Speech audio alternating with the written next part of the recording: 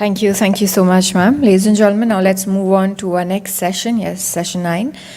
And how do we make a city grow? Yes, make it the best place it can be for the people who already live in. Community development is an essential part of urban planning.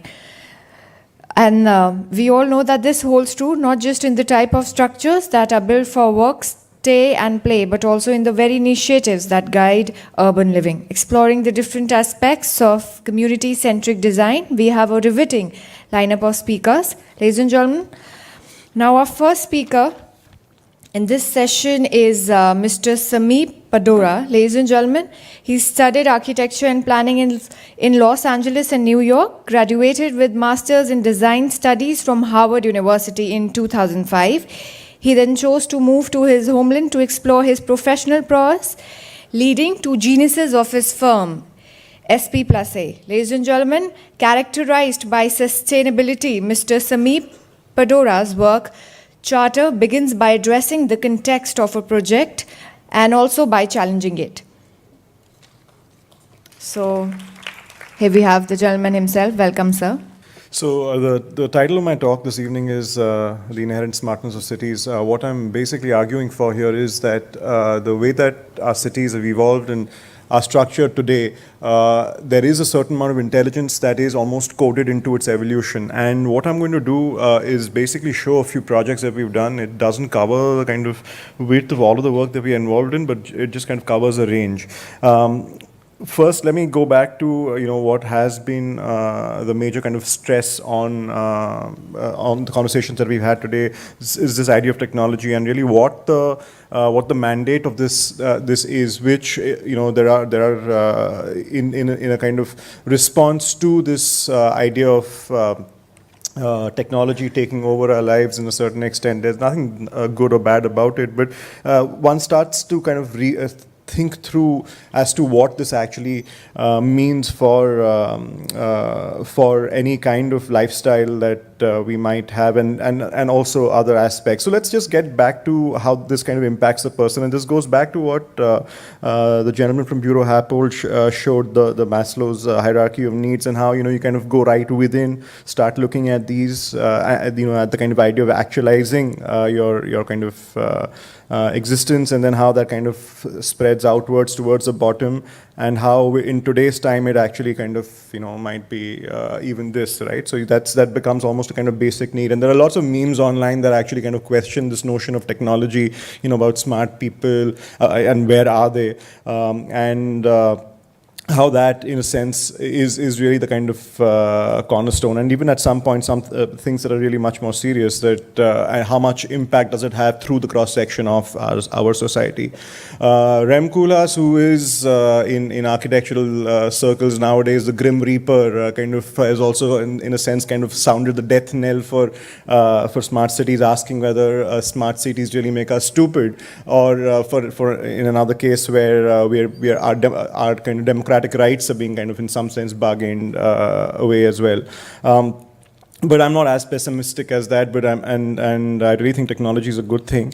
But what I'm really interested in is the kind of embedded smartness in cities, the kind of smartness that emerges out of kind of evolution of both process and typology. You see evidence of this. Of course, these cliches are very well known. The Dabbawalas and their kind of Six Sigma system of delivery. The idea that Dharavi is a $600 million economy 4 or 5 years ago, or that 60% of Mumbai walks to work. All of these various ideas, in some sense, talk about processes that seem to be good for our cities, right? But what it doesn't talk about, however, is the fact that each of these processes is contingent or is kind of symbiotic with a particular type, which is an architectural, kind of presence in the city as well. What I'm going to do is, what I'm showing you now is just this is where I'm based out of in Bombay. This is Bandra, and this is Bandra back in the 1600s. This is just around the time that the Portuguese he's got there. And it was a collection of 21 villages. So we did a bit of research to figure out what happened in between. And I'm just showing you maps. We have maps at various stages in Bandra's evolution, but I'm just showing you stuff that shows Bandra in the 1600s to what it's become now. And it's essentially a kind of manifestation of any other kind of post-colonial city where the grid becomes this kind of extension of a kind of planning mechanism rather than a kind of lifestyle idea or a kind of a kind of manifestation of how people actually live. So what that's also done is it's created. Sorry, it's not moving. Yeah, okay. So what it's done is also that the kind of mindless application of the TPS or the town planning schemes in Bandra, Khar and these other areas have meant that there is a kind of lacuna, right? So all of the stuff that's integral to our kind of living, for instance, starts existing in the interstitials of the formal city. So whether it's, well, for instance, people who kind of sell things, whether as rediwalas or people who are kind of working in people's houses as chauffeurs or other kind of domestic help of any kind, end up living close to where they work, but since there is no kind of provision for housing, they become pavement dwellers and so on and so forth. Markets are kind of exist within these kind of interstitials as well as the Gauthans then get kind of compressed by the real estate pressures of the city and then become these really slim entities of sorts. And then finally, the only kind of open space that we are left with are the promenades, stuff that Mr. Das had worked on and that he showed earlier. So it's really this idea that our cities need to kind of look at alternate typologies for kind of planning in the future. We cannot go by the way that the city had been planned thus far, looking at the uses and the kind of housing types that we've seen, which in all kind of formal planning mechanisms is the default apartment, right? So these are just drawings that again kind of depict the urban villages. The blue stuff is the urban villages that exist in Bandra, and what you see in red are the informal settlements or the slums that have kind of developed that provide housing that actually is inhabited by people who service the formal city. And these are the little red kind of squares that you see are markets that have kind of come up throughout the formal city as well, while the only two planned markets are the ones that you see in the blue there. So the idea is that the city, in a sense, creates its own infrastructure if it doesn't exist already. And really what we're trying to kind of, what I'm trying to kind of argue here is that for that, the city to kind of behave as this kind of dense network of associations, you need these kind of interstitial programs to exist, and our planning mechanisms don't allow for that. So the argument that I'm making here is to look at typologies, to look at types of projects in the city.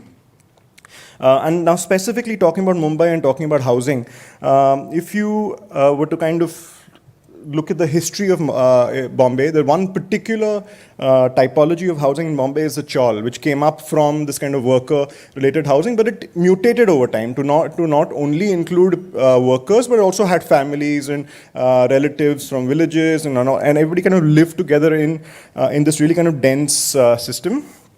On the left and right, you actually see the insides of a chawl, and what you see in the middle is actually corridor space. It's common corridor space, which becomes a de facto living room.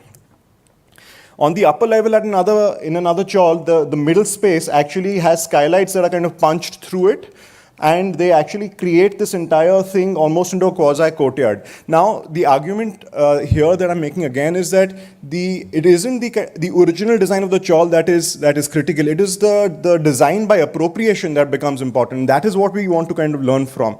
This is also a part of a kind of exercise that we are doing in documenting affordable housing types in Bombay currently, which will open in January. The other example that we have from Bombay is this kind of informal settlement or the homegrown settlement, which in itself, this is along Carter Road. It actually, just for the sake of since Sarita got a lot of applause for talking about Salman Khan, this is actually exactly where Shah Rukh Khan used to stay. Behind this, there's a building where Shah Rukh Khan used to stay. So you could actually rent a room on this, bang on the sea face in Bandra for 5,000 rupees a month. and stay close to probably the most expensive real estate in the city. Now, the point here again is that there are no formal mechanisms that will allow you to kind of provide housing like this, and this really is actually kind of providing a need for the city, otherwise it wouldn't exist. So it's very clear that this relation is symbiotic, and when you then start looking at the kind of settlement per se, you start also reading that there is a complex mix of program within the entire system. There is a kind of commercial, residential program, there is circulation, there are kind of smaller communities that so these guys only kind of rent out to people who come from their village. So there are kind of mini ecosystems within this ecosystem. So it really becomes interesting to start looking at all of this and then start understanding that these could be means to develop new typologies for our cities in the future. And then once there's a kind of understanding, then there is this potential of projecting. I mean, you can actually use this as a mechanism, as a datum to project from. These are projects that we are currently working on in Mumbai. This is an affordable housing project where we are looking at shared amenities being a kind of central space that runs through the entire apartment. Through the entire apartment building. It's loosely based on the chawl. What you see here is a cross section where the living room programs again get incorporated as a part of that central common space. And in our case, it actually becomes double height. So you have a kind of sectional collaboration as well. And the kind of common spaces happen right here. Actually, I don't know if you can see that, but so that section in the middle there is where all the common spaces happen. So you're not getting people to go down 4 stories, they come to a middle level and then kind of move through that as well. So these are just kind of visualizations of that project.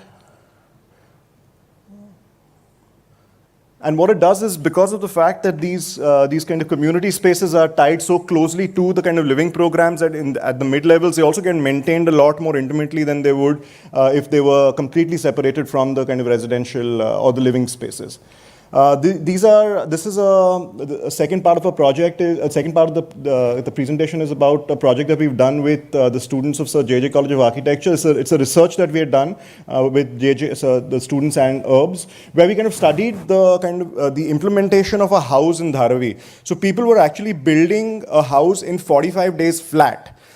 Between 2 other houses. So what you can see here is the actual kind of process of construction in 35 days, and it's so super smooth that you know exactly at what point which contractor comes in to do what kind of work. So whilst you kind of think about the fact that people living in homegrown settlements like this don't really have access to resources. They're actually spending up to 1,500 rupees a square foot to build here. So what they don't really have is access to real estate, because these are really kind of tight plots and they don't really have space to kind of build on.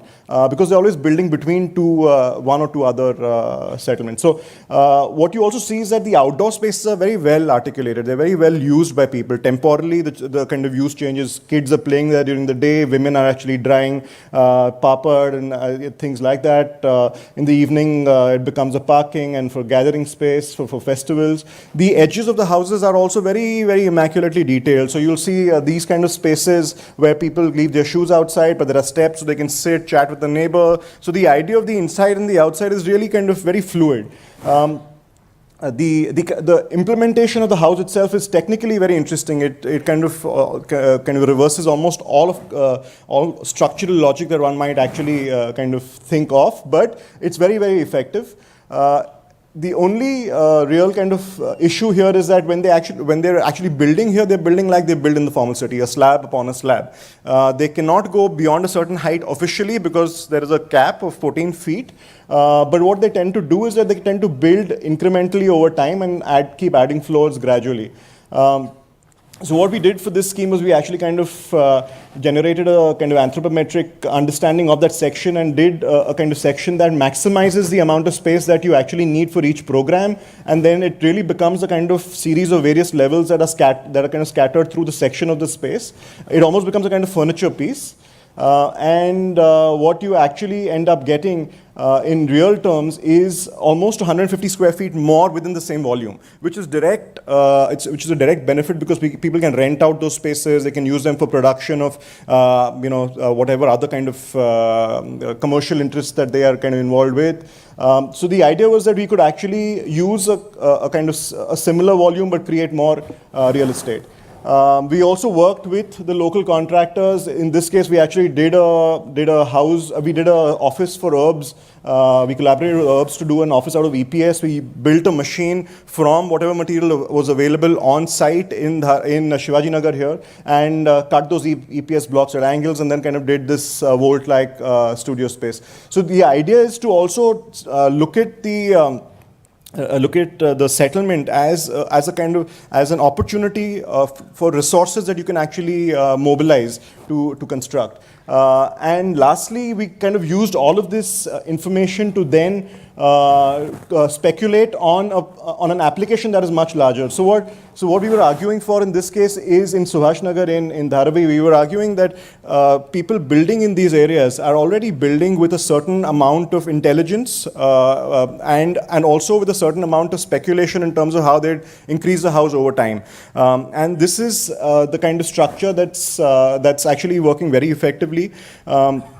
What is, however, a bottleneck here is infrastructure. So there could be structural issues. There might be issues of drainage and water supply. So what we really need to kind of acknowledge is the fact that settlements like these are the only real settlements in the city for affordable housing. So if I come as a migrant labor to come and work in Mumbai, these are the only places I can actually stay in. And what we then proposed was kind of plugging in what was missing, which is basically infrastructure. So we worked on a scheme where we actually use an infrastructural jacket that extends around the existing fabric, allowing them to build further over time. So you can further densify the fabric as and when needed, and also de-densify at ground. So this is a speculation of the transit camp area where we looked at this infrastructural jacket rising above the house, which then gets filled up over time.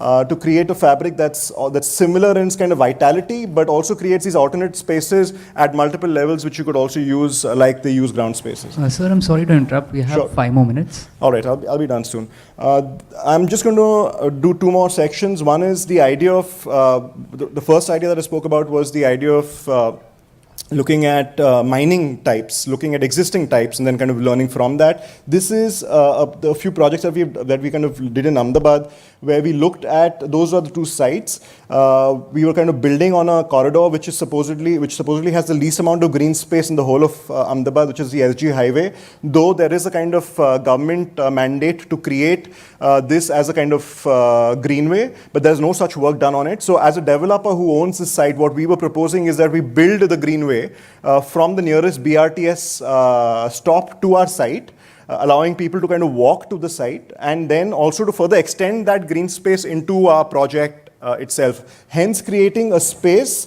for the city, and where the project then has the potential to in some sense influence the city or create space for the city. We also built in a recycling unit whereby any kind of dry waste produced on our site is actually recycled on our site, and this facility is also then offered to the neighborhood that it sits in, and hence we are also kind of asking for more FSI to kind of incorporate this. These are kind of visualizations of that green space coming into the site. That's the entire plaza at night. Parts of it are covered because of the weather. The second project uses that greenway, extends it as a kind of vertical street onto a building that is supposed to have a lot of retail program. So what we are doing is creating a series of 1:13 sloped ramps that allow you access to all of these terraces and the retails at those levels. In a sense, reversing the idea of the mall, creating a kind of retail space that is also a plaza for the city. And it kind of works well with our corner location too. These are just kind of renders of that. And I'm going to end with the video that was shown at the MoMA Tactical Urbanism exhibition, where we actually documented the work that we did while we built a house in Shivaji Nagar, which is a kind of a low-income housing project in Bombay.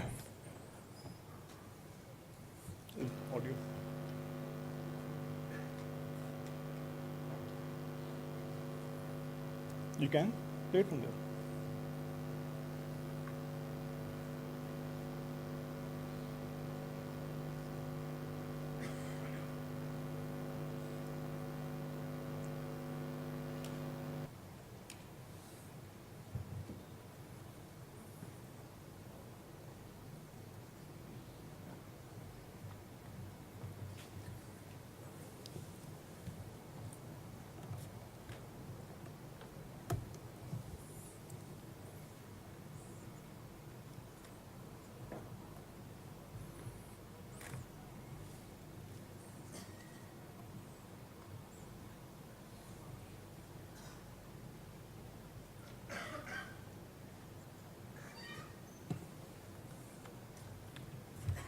Yeah.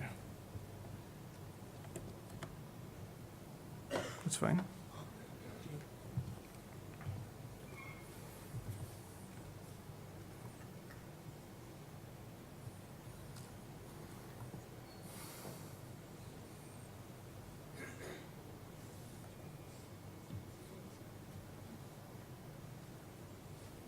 Audio.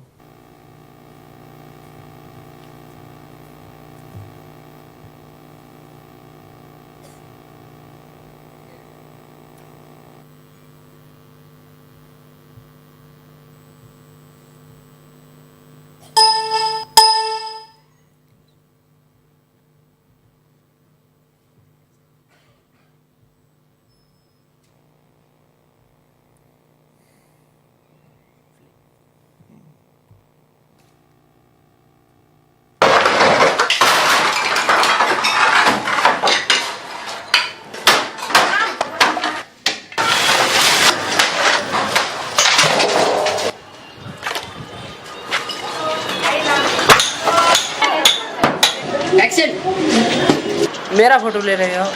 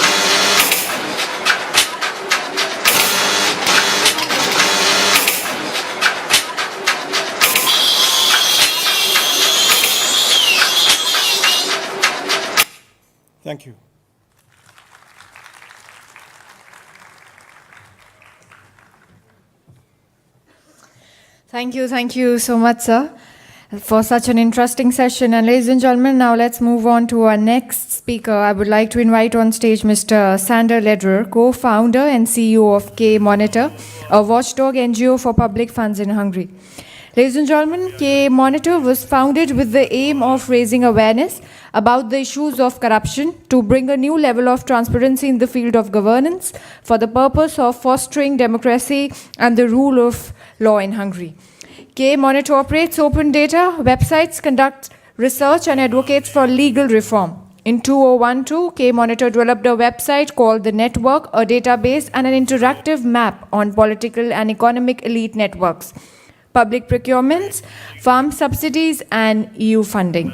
So, ladies and gentlemen, I would like to invite Mr. Sandor on stage. Can we have huge round of applause, please, for him? Thank you. Welcome, sir.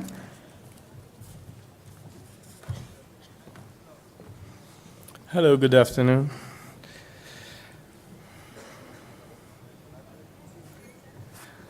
Okay, so thank you for having me here. So I'm the founder of this Hungarian NGO called K-Monitor, and as you can see, we do we have three pillars of operation: technology, advocacy, and research.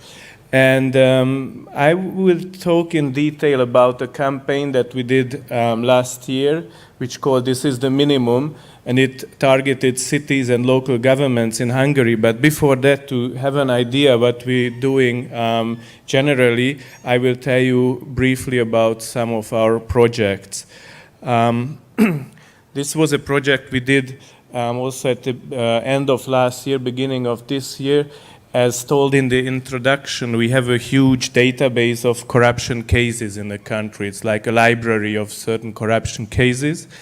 And we started to put them on a map. And the tool that we developed is a mobile app, looks like this. So if you walk around in Hungary, in any city of Hungary, then you can track what kind of corruption occurred nearby. We thought that it is important to do that, to give people, to make corruption touchable in a way that it's not something that happened in the news and it's about big numbers, but you can really walk by and see, okay, this building was sold for this amount of money and this mayor benefited from that, or this businessman is the guy who got it. And of course you can, if you live in certain neighborhoods, you can subscribe. So if you live in one district of Budapest or you live in a remote town, you can subscribe and you get notified anytime corruption happens, or at least when it's reported about that. And of course, you can also track politicians, companies, or state institutions that are involved. And of course, you can also send us stories. I know in India there is a project where you can report paying a bribe. So the idea is something similar, but here it is built on stories from the news. Another project that we did this year, this is quite recent, we just introduced it some weeks ago, is about public procurement. It's as you know, in the morning we heard that often half of public funds spent don't reach those who it should be reaching. It goes wasted or it goes to pockets of certain people. Now you have to see that public procurement is one of the main channels where public money reaches the private sector, and often where these sectors meet, there is where corruption occurs. So what we wanted to do is building a tool that helps journalists, that helps watchdogs, or even the authorities to find those procurement that might be risky. So we developed an algorithm built on expert assessment, on practical information, and defined red flags saying, okay, what does a risk mean if it comes to public procurement? And then we built a huge database out of it, which is refreshed on a daily basis. So every time procurement documents appear in the central procurement database, either it is a call for a contract or it is an avar notice, then this program goes through it and it shows whether there are risks. It gets flagged with all those risks, and if you go into this, you can read them in detail, and then of course journalists can write about it, or people can turn to the authorities. And the third thing that we did this year is a corruption test a corruption personality test, because we also wanted to show people that corruption is not just happening in high above in the political elite, but it is something that we participate in often in our everyday life with certain decisions, and it should make us conscious in a way in our behavior how to handle these situations. So what we did, it was quite popular because it was something that you can embed in your website. So all kinds of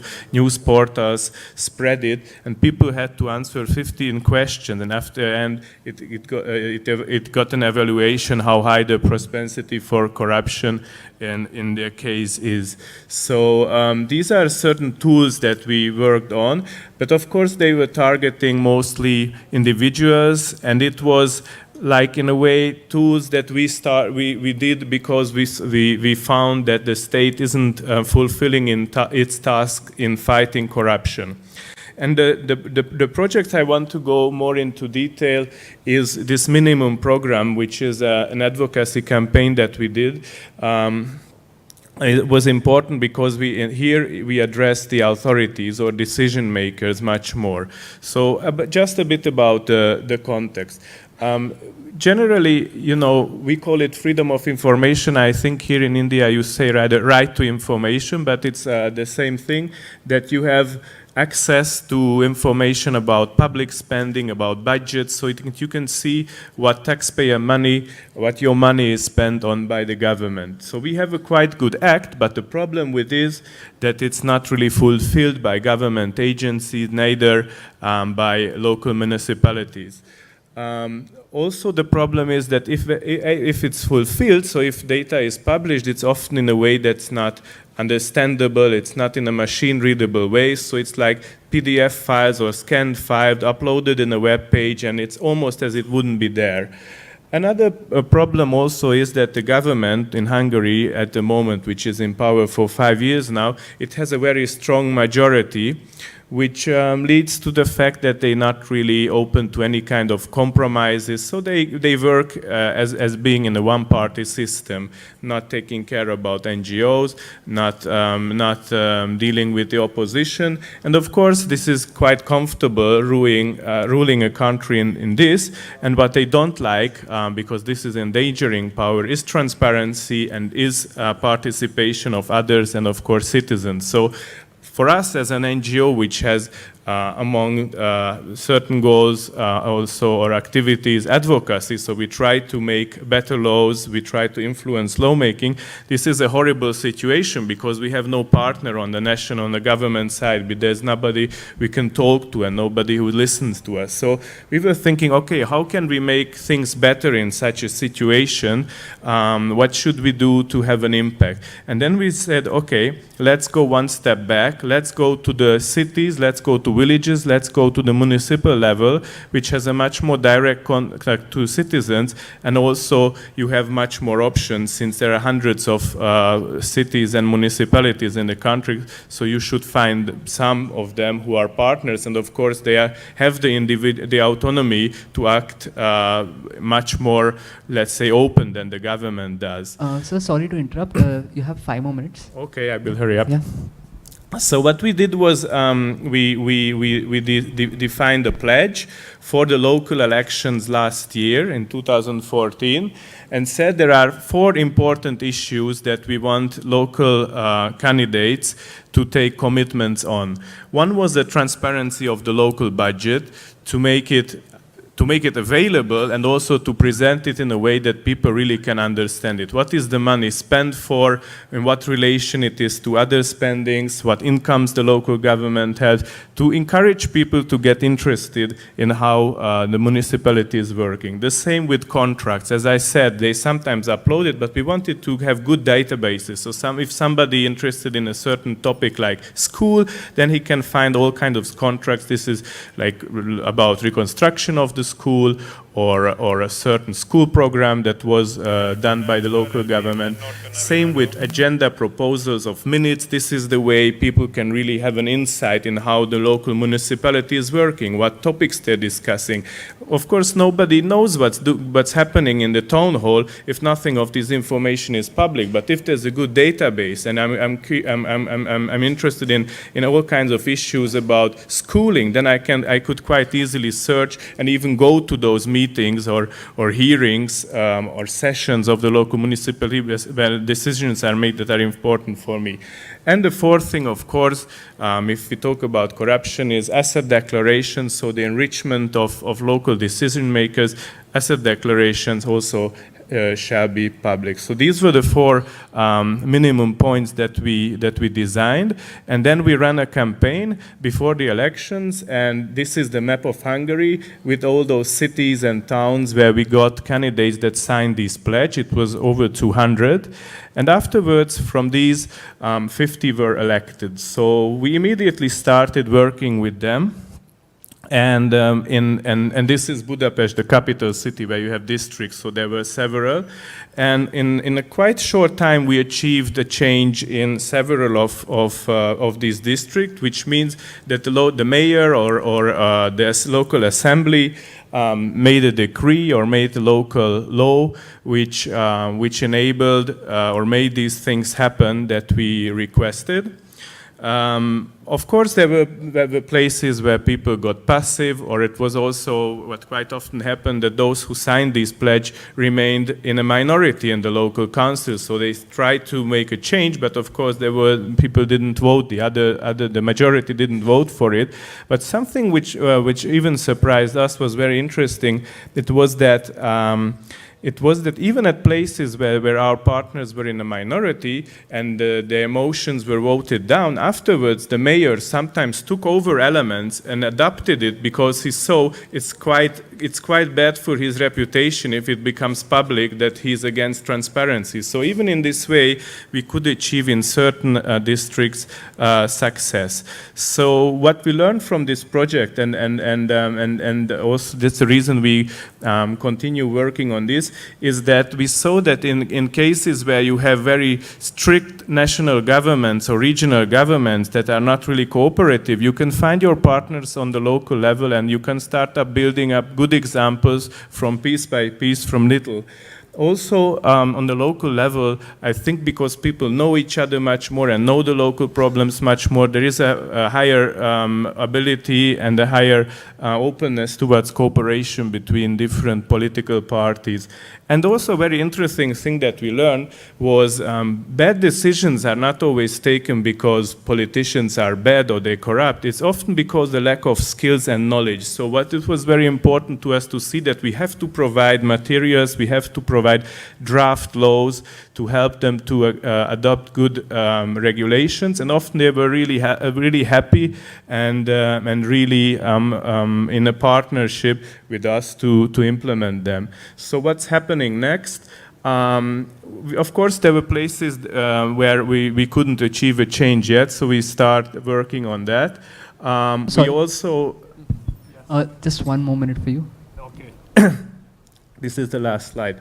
So we want to extend the campaign to towns where we see there is a chance for a change. For this, we would like to involve citizens. So we set up a new web page for this, and we also do campaigns locally and encourage people to write to their mayors saying, okay, participate in this campaign, make your cities more transparent. And of course, we propose amendments where we are not happy with the solutions that's happening. And why do we do this? Because we think in our communities, power went too far away from the people, and we have to get it back to those who it is about. And for this, we need more transparency and knowledge so people know what's happening around them. And of course, we need to encourage them to participate. And I think if information is shared and knowledge is shared, there is also greater willing from people to participate. So that's what we're doing now. Thank you very much for listening to this.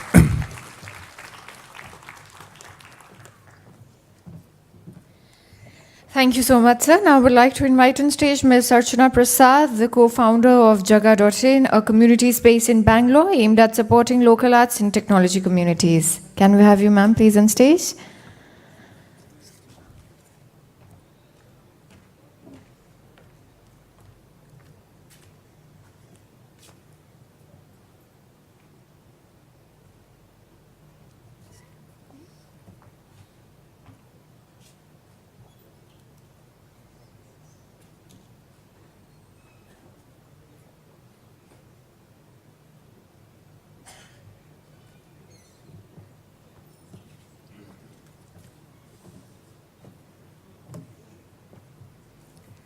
Thanks so much for having me. I'm going to actually breeze through the first couple of points, the first two versions of Jaga.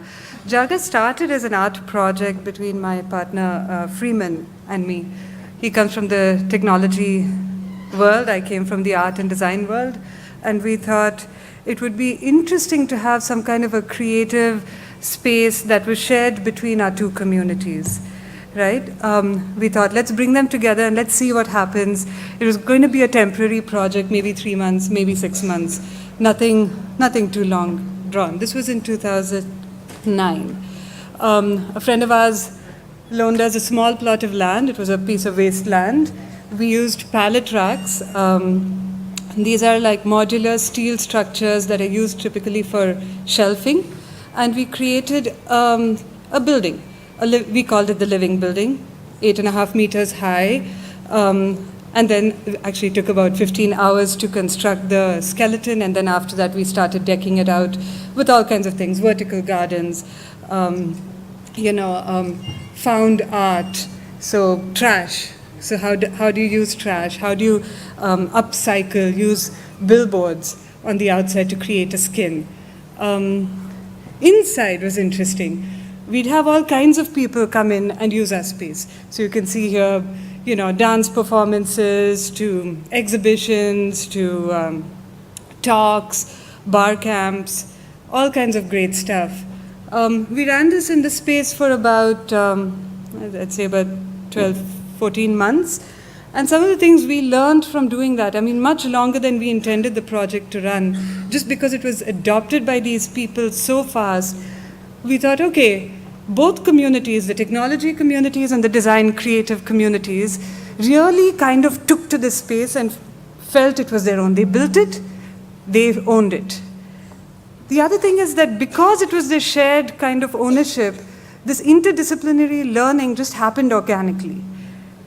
And lastly, what we saw was that the people who were hanging out there, whether just to watch or whether to showcase what they were doing, had started to talk more and more earnestly about do-goodery for the city. At that time, I made this little simplistic diagram. What is Jaga? As some of us know, Jaga in Kannada means space, in Hindi it means awakened. But I really tried to understand it, and I thought maybe it's space and people. It's just that simple. Version 2, about 15 months into the project, we thought, okay, we need to get a little bigger, because we felt that these groups that were doing these multiple types of activities needed slightly more dedicated spaces, much like an auditorium or something like that. So we moved to this space. It was about it was a big trash dump, about 4.5 feet of urban trash, set on a plot of land that was 80 feet by 100 feet, in a very, very busy part of Bangalore. This is where we live. And small group of volunteers, us and a few hired-on workers, I think a team of about 12. We rehabilitated the land, found that it was exceedingly fertile and grew very green, very beautifully. And up came the structure, large auditorium that could convert into gallery space. Below that was space for flea markets, cafes, we had co-working, we had a special screening room. It was thick with activity, right? At this point, we were doing 2-3 events a day. As you can see, some crazy numbers, all of this documented. And clearly what we learned from that 18 months was that we certainly have cracked what a community space looks like. This is what it is. It's community-driven activities. People would come, they would sign up online forms, hold their programs, we would support them. It was great. What was also interesting that as we had started in 2009, some of the ideas that were being talked about just over coffees or, casually in like tea breaks and things like that, had actually started to become organizations of sorts. Ideas had become sort of real. People had started to commit, leave mainstream jobs to set up their startup or go after their NGO idea or really start to engage. And I thought that, okay, let's revisit this diagram. What is Jaga? It's a little bit kind of more real. It's stayed now for about 4 years. It's definitely a space, but I think it's more than just bringing people together. It's providing some kind of programmatic assistance to the people that have grown with us. And so we started in 2014, in the beginning of 2014, we decided to kind of take apart our program a little bit. And we provided Jaga Startup, which then gave clear programming for our technology entrepreneurs, mentorship, guidance, all of that in a very simple, white, penthouse kind of space. And we took art and design out of the building and into public space. And we thought, okay, I don't know if we need galleries, we don't need auditoriums. I think what we need to do is get our designers and artists into the streets. Let's see what that looks like.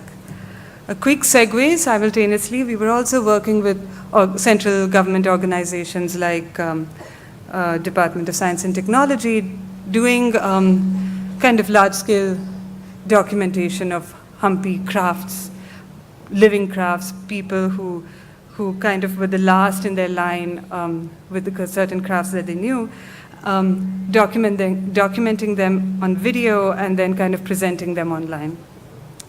So this is just a background thing. You'll see how it ties up towards the end. What happens when you take artists and designers onto the streets? I think in a previous presentation, I think Ratan made Beauty and the Beast kind of stuff.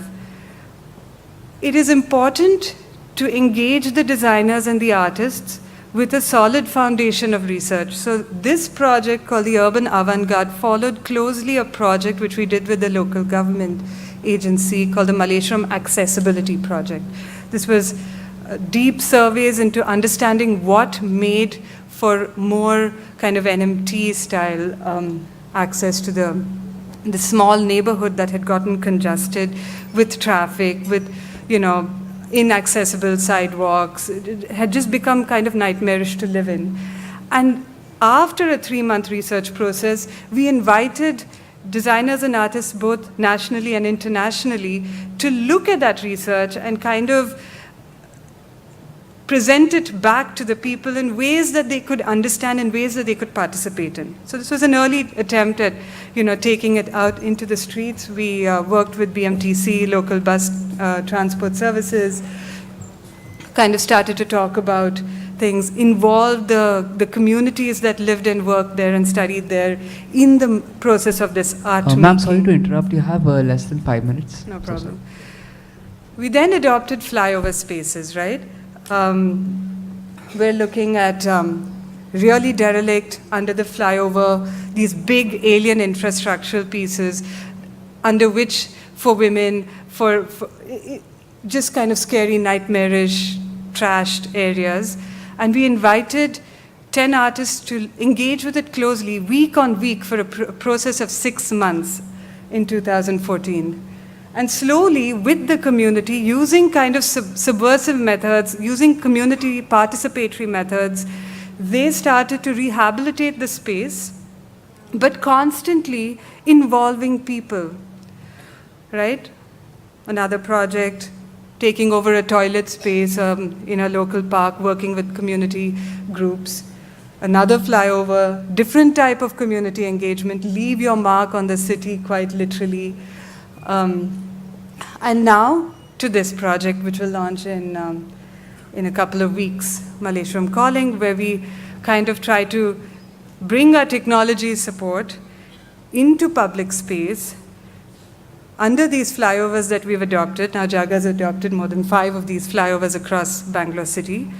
And we look at trying to kind of grab hold of these stories of old neighborhoods, this particular neighborhood, Malleshwaram, one of the oldest in the city, follow oral history and ethnography processes, and kind of create a phone booth that enables people to walk in and access stories that made this neighborhood special. So kind of going towards the direction of placemaking in nowhere spaces of cities, right? This is my concluding statement. But I'll just leave you with this. I think I'm just going to underline some things that previous presenters, Kalpana, Anjali, Sandeep, Ratan, all of them talk about, is that all of these things, these large infrastructural planning, these kind of huge urban planning ideas, 100 smart cities, 1,000, all of that, it's all great. Eventually, it's the people. It is critical, absolutely critical, to have a human-centered process, participatory and inclusive, so that they're actually able to, as designers and artists, I think especially, we are able to make that bridge between government agencies, between large infrastructure projects, down to that small little boy who doesn't quite get it, but can actually be engaged and be a teacher. You know, we can learn from these ideas. So I'll leave you with that. Thank you so much.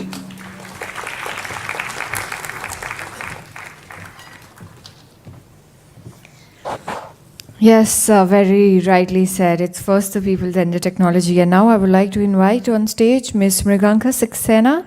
She's the founding partner of Habitat Tectonics, Architecture and Urbanism, a Delhi-based architecture and urban design studio. Welcome, ma'am.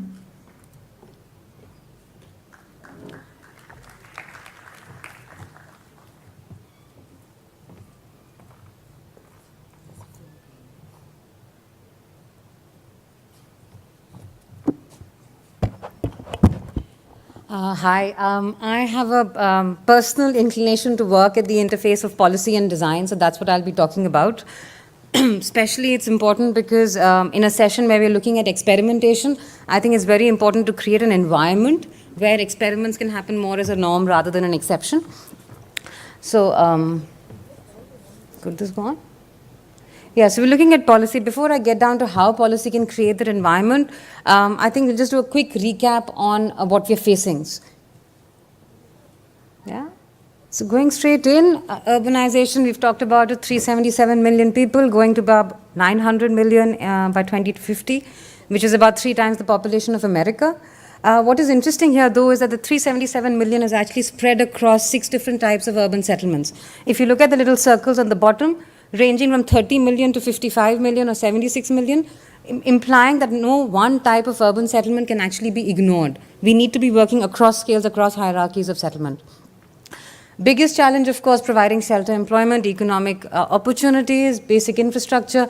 What we really need to understand is the actual magnitude of the impact of social, economic, social, environmental, and economic impact on the quality of life of urbanization of such magnitude that's facing, that India is facing. So what's the state of our cities today? It's burdened. Housing shortfall is massive, 30 million by 2020, 19 million right now, which means that most of our people are living like this. There is a bit of romance in how lovely these things look, but they are not habitable spaces. The newer ones, the better facilities are faceless. Mobility is severely hampered. We talk about issues of congestion, unsafety, pollution. We have 11% of global road injury deaths in the country every year, which is equivalent to wiping off 40% of nations like Maldives every year. We really need to take stock of what we're doing.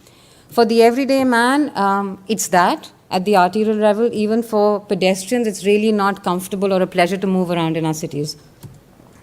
Our densities, they're so complex, they're incomprehensible, be it resident or transient densities, we don't know how to manage them. Our infrastructure is burdened, crumbling, be it solid waste management, be it water, even our social structure is crumbling. there is sustained degeneration of cities. And I say it's sustained not only in terms of infrastructure, but there's loss of identity. We are sort of sustainably creating placeless places, neglected places, lowering quality of life, and there is a sustained lack of civic pride, which is a massive issue for our cities. We do have solutions, but they are unidimensional. You provide housing, you're not looking at urban life. Your jobs, but no local identity. Sorry to be using this example, New India, but where is this place really? Similar, what are we talking about? Where is India in all of this? Where is community in all of this? And where is place in all of this? Traditionally, we built with an innate sense of place. We knew what we were building. We were responding to the genus loci of our places, responding to the social and economic realities of a setting. What that gave us was a collective response, which was actually making each of our urban settlements distinct. It was unique. You may say this is no longer relevant for our cities today because they're far more complex. We're looking at larger numbers, larger densities. But there are certain things, if we strip it down, there are two questions I believe are critical for us to answer when we're looking at urban situations. First one, do our cities offer choice? Choice is intrinsically linked to the quality of life. Do I have a choice of where I live, how I live? Can I choose how I travel to work, or am I forced to take my car out every day? Am I forced to ride a cycle for 20 kilometers to get to work? I need to know what I'm doing, and I need to have choice. The other question really is linked to the idea of sustainability. Do our cities allow us to enhance our well-being? To enhance our well-being without jeopardizing the interests of others or negatively impacting environment? If we answer these two questions, we could be on the right path of creating better places to live.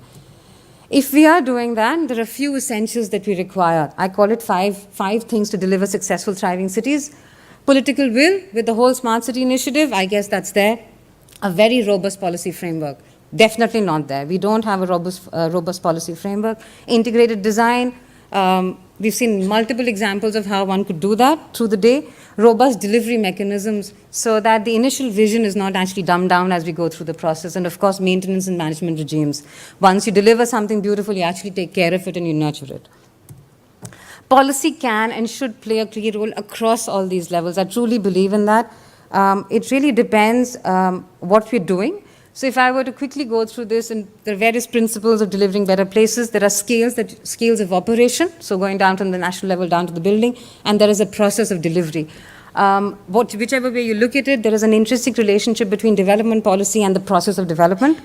What we need to do, however, is to design policy for design. We need to know how to use our policy to create the kind of framework we want.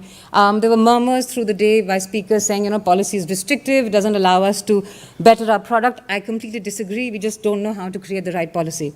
Starting at the national level down to the building, there are various tools that you can use. Today, I want to be looking at 3 policy initiatives that I, as an individual, have been, and as a practice HTAU, we have been fortunate enough to be engaged with. The first one is at the level of a city. So it's an experiment in itself, and it is enabling experiments.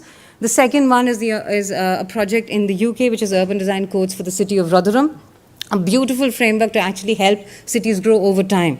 And the last one being what do you do with new townships? Can you create guidelines to actually set a benchmark for the norm? There are special buildings which will always do better than what the norm is, but we need to raise the benchmark.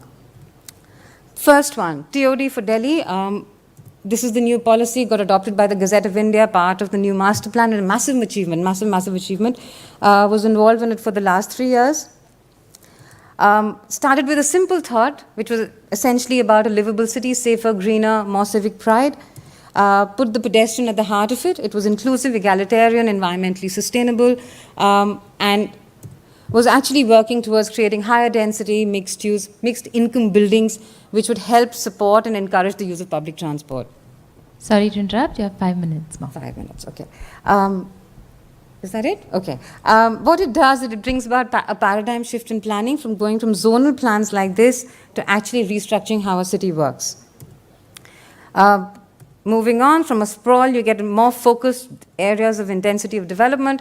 And what it does, it actually rethinks how the city works, looking at mobility down to the block level, looking at mixed-use zones to actually get livelier, more vibrant neighborhoods with lesser travel demand. Housing for all, it mandates smaller unit sizes, which means that 30% of every project would actually be for affordable housing. So we could get rid of our slums, and actually once the project policy rolls out, you could get better housing. giving you choice, giving you better urban life through tools like setback norms, etc. Moving on, I'll quickly move on to the rest. The second one is urban design codes. It actually is a brilliant tool to regulate settlements. Nothing new. Barcelona and New York were built on urban design codes. They're essentially design rules that are linked to a spatial master plan. This is a site in Rotherham near Sheffield in North England, right next to the city centre, a massive derelict piece of land. What do? You design a master plan for it, but it's going to get delivered over, say, 20 years. You use something which is called a design code and a regulating plan, which becomes a delivery mechanism to guide development over that time frame. You can code anything that you want, depending on what you want the product to be. From character areas, from street codes, architecture codes, down to parking, you could code pretty much anything. And this is a regulating plan. It's a brilliant tool to actually monitor and guide development over time. It sets out things like building heights, building norms, your street design guidelines. All of it is actually coded back into this one plan. We did design codes for the various streets that were there, for about 9 streets. We also actually talked about a materials and color palette, which is based on the mineral setting of the settlement. So extends the idea of the vernacular architecture through coding. Beautiful examples of success stories: New Holland, England, Borneo Sponberg, Bo1 in Malmo, Hamabi in Stockholm. Brilliant projects that have come out with coding, a definite tool that one should look at while doing smart cities. The last one, this is an initiative that we were associated with as HTAU. We were asked by a cement producing industry company to actually provide a township blueprint for the 8 different townships that they were doing. It was a comprehensive guide to actually guide planning, design, delivery and management of townships. So it was actually planned according to the process of delivery, starting from the vision down to management. So the first one said the philosophy and the vision, saying that it has to be exemplar. How do you do that? To do that, we realized we needed a model for sustainable living. We identified 6 strands: energy, transport, water, responsible environment, working landscapes, waste management, etc., which we thought would be actually interdependent strategies which could enhance social, economic, and environmental value of that settlement. These 6 were then looked at in detail, looking at interdependencies of each. For example, we looked at what the systems and byproducts of water was, exactly the same thing with waste. And then looking at it in that wheel of the model of sustainable living, each one starts adding up. And when you start looking at them as a system, understanding interdependencies where byproducts of one actually become the resources for the other, you start getting benefits. Benefits of an individual system or benefits across groups of systems, giving you larger benefits for the community. Our initial aim was lowering the carbon footprint, enhancing quality of life, health and happiness, well-being, sense of pride, and a sense of identity and belonging in a place where there isn't any. So these are townships in the middle of nowhere, really. Based on that, we then we developed the guideline further for a guide to sustainable master planning, to site-specific codes, implementation strategy, and management regimes. Then we said, let's do a pilot, let's test this. We took a pilot in Belgaum. This is what we had, essentially flat land with no landscape and quite a stunning cement plant. That was the only context we had. So how do you actually use the framework that we created using that blueprint document to actually create a place?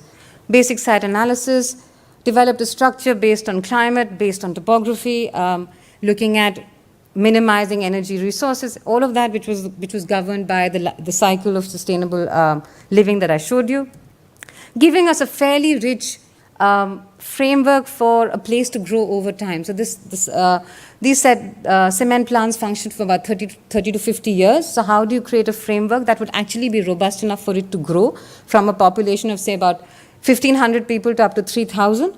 The landscape became a very essential sort of factor in creating that sense of place. Not only that in terms of a visual setting, but also how it worked. So in terms of managing water, managing energy, the thing on the right is actually Milia Dube plantation, which works for energy, energy from biomass for energy, etc. And various strategies were actually put in place to actually come up with something which would also have linked back to how settlements were done in Karnataka. So creating temple chalks and creating squares where people could actually meet, creating a life. Worked a lot in how do we actually cluster the community to create a sense of natural mentoring that would happen. architectural priorities were governed by the climate, the local architecture, building organization principles.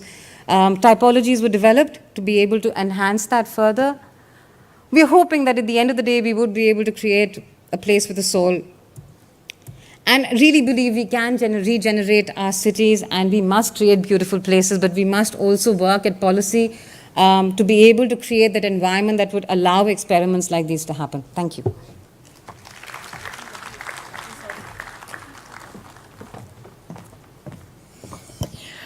All right, ladies and gentlemen, now we have some more great ideas to be shared, to be witnessed. And now I would like to invite on stage Mr. Himadri Das. Yes, ladies and gentlemen, he's the Program Manager for Urban Development and Sustainable Communities at EMBARQ India. So can we have huge round of applause, please, for Mr. Himadri Das.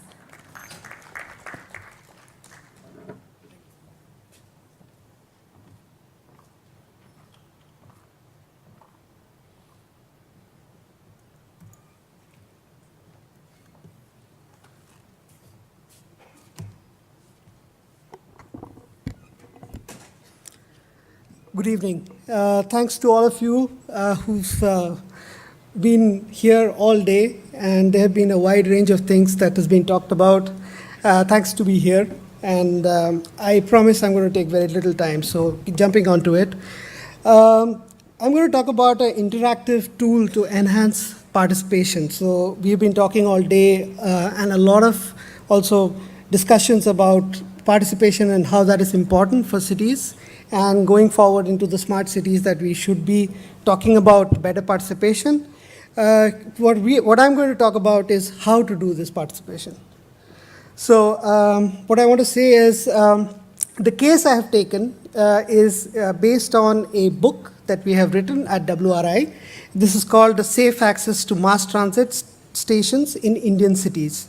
So the idea is that it compiles a lot of work around safe access. I don't have to explain it again because a lot of my co-speakers have talked about it.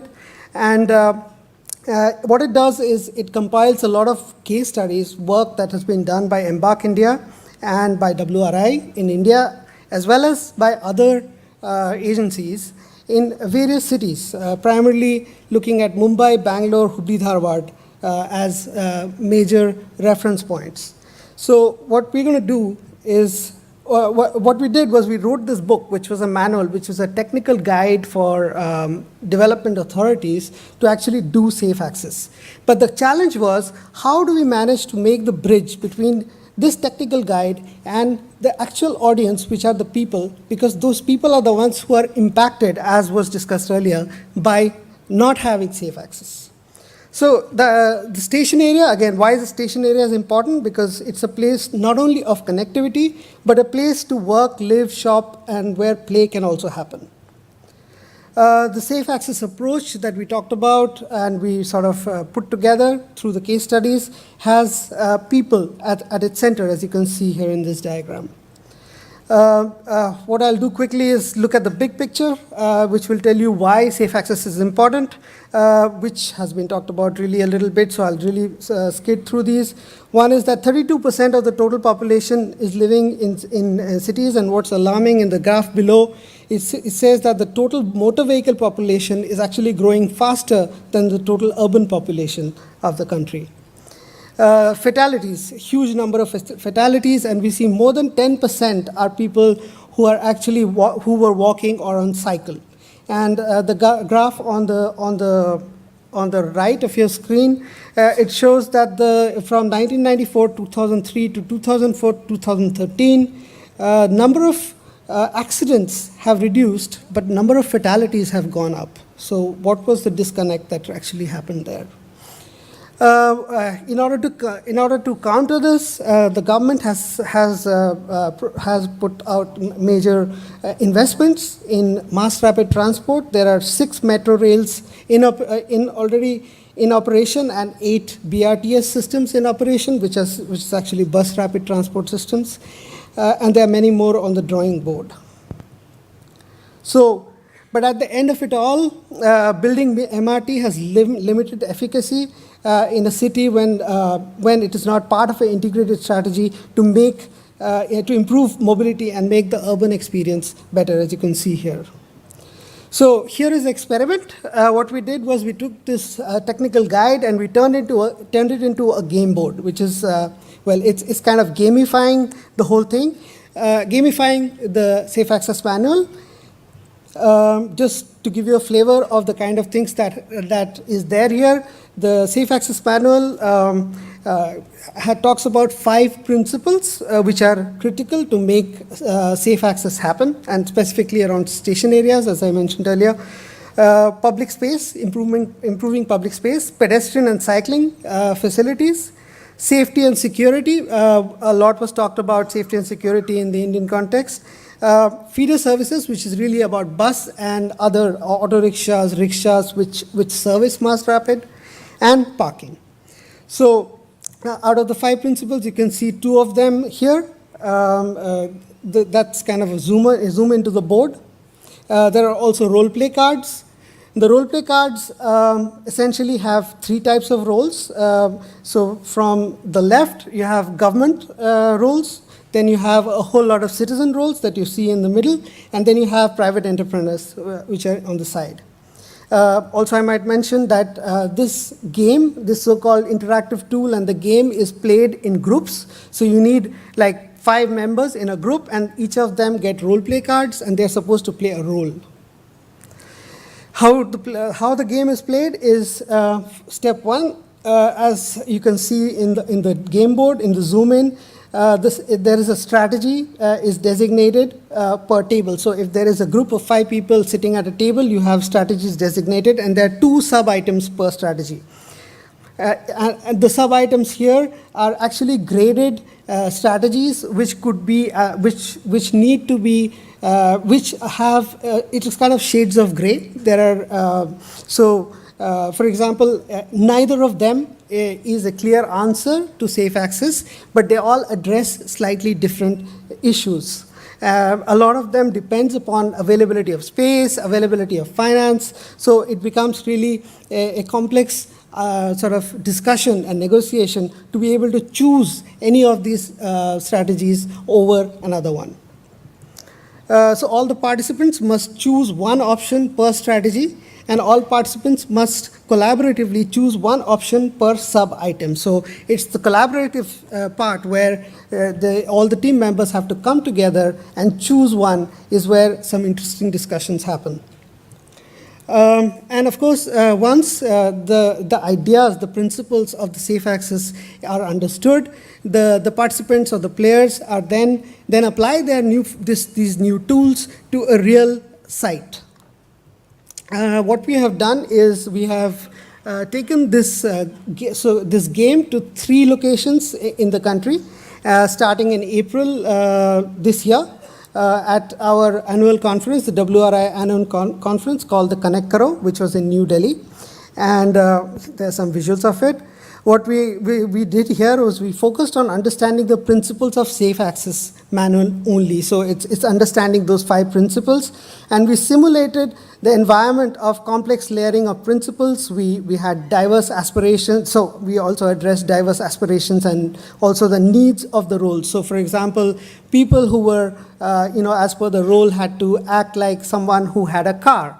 So that would be, and put the arguments of someone who owns a car and how they need parking vis-a-vis someone else who's really wanting to have a better pedestrian access because they are going there with their child or their granddaughter, so they don't want to be in the way of this motor vehicle which also wants this space around the station area. So it generated some very interesting negotiations and dialogue between the players, and they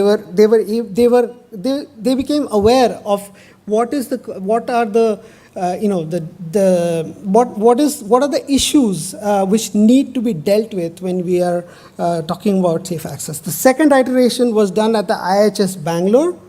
This is the Indian Institute of Human Settlements, and what we've got here is what we did was we went one step further here. We understood the principles of the SAM as we talked about earlier, and here we had a group of academicians and practitioners, but we were able to apply this knowledge or these tools from safe access to an existing site. So what we did was we did a video of the area called Yeshwantpur Railway and Metro Station, which is one of the highly congested areas in the city. And we were able to come up with some kind of conceptual strategies to do safe access there. The third iteration was at Kochi Metro.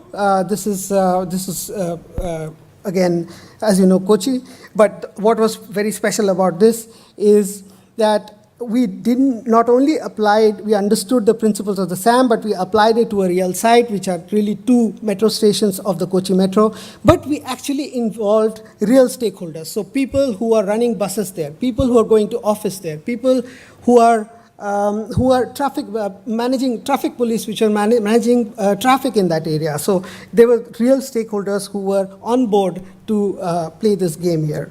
Now, what we found was certain specificities of Kochi, which is that the public transport usage in Kochi is very high, and a lot of people also walk and cycle. So about 63% of public transport usage and 15% of walk and cycle. These kind of figures were sort of, it came up with all the discussions, because we realized a lot of people are very comfortable with using public transport. Kochi, you know, is a very compact kind of city. It's on the coast, and it really grew very fast over the last 10 or 20 years, and so it's kind of like almost sort of imploding into itself. The players addressed constraints and opportunities to come up with strategies, and it resulted in very high ownership. The definition of priorities by players in terms of connectivity. So they identified certain priorities for these 2 stations, which became like, it would have been very difficult to do the study as an outside consultant and be able to quickly prioritize, because these decisions were coming from people who were actually using this place on a regular day-to-day basis, and they understood what are the big challenges here. Then lastly, documentation is the key. So when we talk to a large group of people, there might be certain people who agree on certain things, but every last proposal is valuable. We need to document it. Well, so just to summarize, how are the intentions achieved? There are 2 parts to it. One is the role play board, which really understands the principles, and the other is applying it to the real world scenario. And normally we put a larger amount of time for the second part.